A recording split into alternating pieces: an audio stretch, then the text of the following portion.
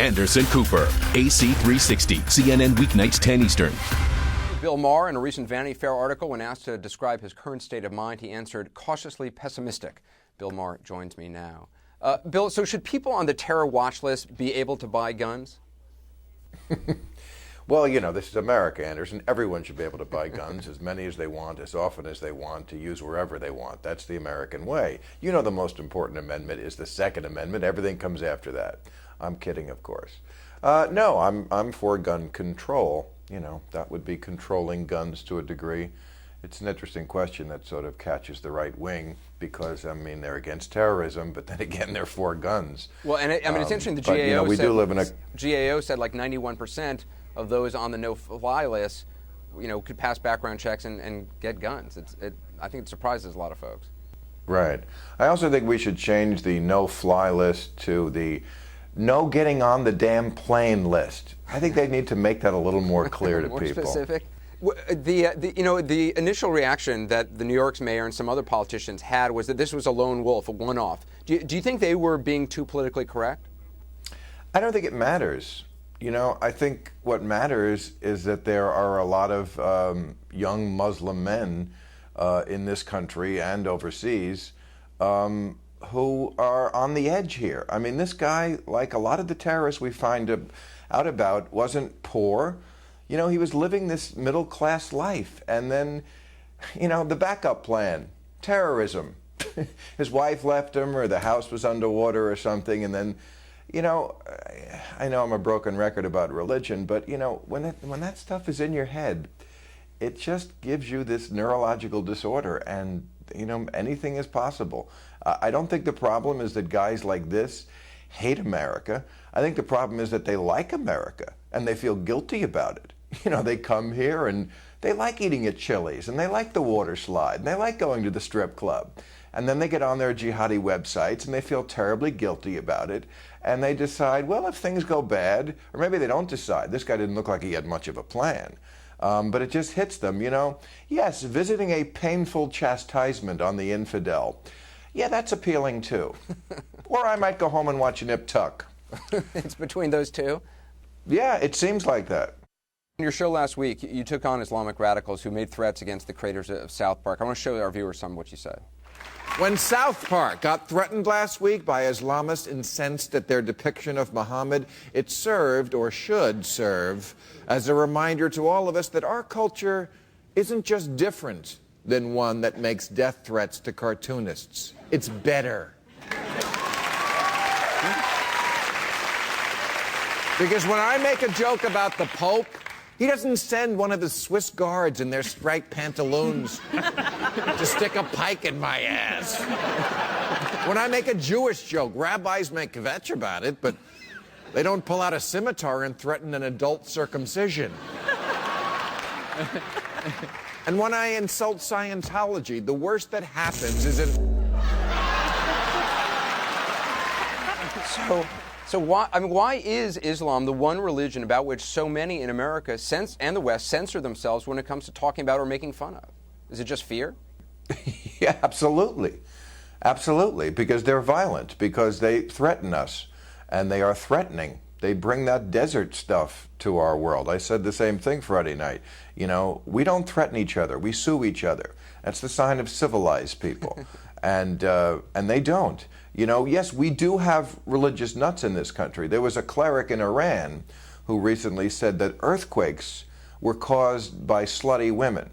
Well, Pat Robertson once said that abortions caused hurricanes, I think.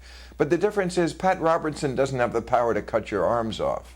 You know, I mean, people who want to gloss over the difference between Western culture and Islamic culture and forget about the fact that the Islamic culture is 600 years younger and that they are going through the equivalent of what the West went through with our Middle Ages, our Dark Ages, when religion had way too much power, and we had inquisitions and things like that, do so at their peril.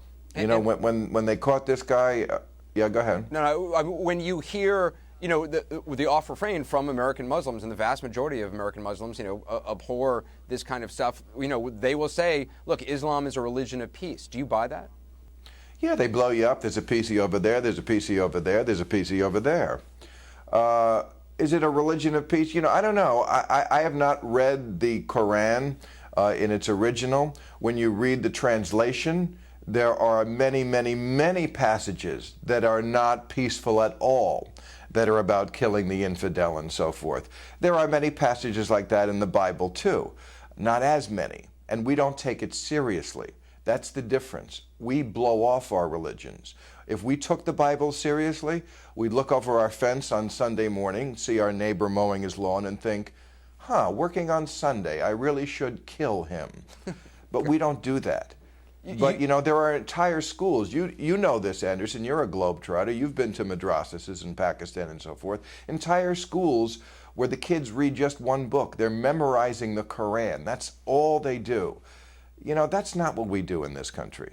I want to talk a little bit about what's happening on the Gulf Coast, the oil spill. How do you think the response has been? I mean, do you think BP is going to pay for it? Well, they may pay for the spill itself. They'll never pay for all the ancillary damage that goes on. So I have no idea what the response is so far. It's too early, and to me that's not even the bigger question. The bigger question is, why aren't we moving forward to get off the oil? Something we should have started doing in the 70s. You know that in 1984 the average fuel economy for a car was 20 miles per gallon.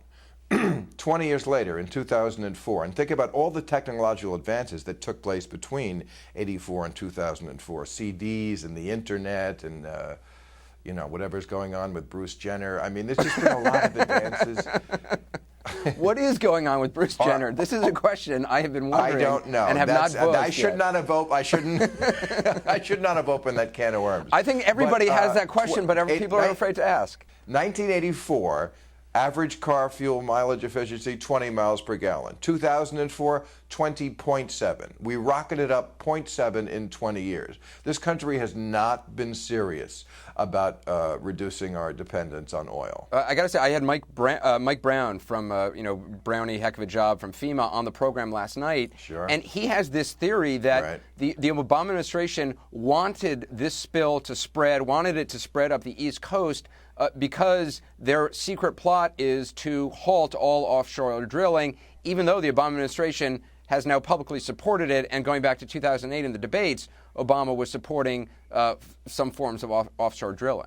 Yeah, they're so desperate to make this Obama's fault. As soon as it happened, we heard this is his Katrina because, in the minds of those who don't think too far or too deeply, okay, disaster, Louisiana. Okay, that's enough. That's enough. I don't have to think any further. Bush had his Katrina. Obama had it. Except that, Katrina was something that he was warned about. It was a natural disaster, and they kept saying, days before, the storm is coming. No one kept saying to Obama, oh, the rig is going to blow in 3 days. It's brewing up there in the Gulf. Bill Maher, always good to have you on. Bill, thanks. Pleasure, Anderson.